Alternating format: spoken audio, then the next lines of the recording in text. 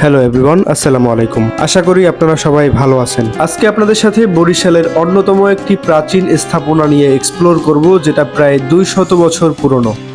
করাপুর মিয়াবাড়ি মসজিদ বরিশাল জেলার সবচেয়ে প্রাচীন মসজিদগুলোর মধ্যে অন্যতম। ধারণা করা হয় 1800 শতকের দিকে এই মসজিদটি নির্মাণ করা হয়েছে। এই মসজিদের প্রতিষ্ঠাতা হচ্ছে হায়াত মাহমুদ। তিনি ছিলেন একজন ইসলামিক সেনাপতি এবং জমিদার। তিনি ইংরেজদের বিরুদ্ধে বিদ্রোহ করেছিলেন, যার কারণে তার শাসনামল কেড়ে নেওয়া হয়। দীর্ঘ 16 বছর পরে তিনি তার শাসনামল ফিরে পান। এরপরে তিনি এই মসজিদ নির্মাণ করেন, বর্তমানে যেটি মিয়াবাড়ি মসজিদ নামে পরিচিত।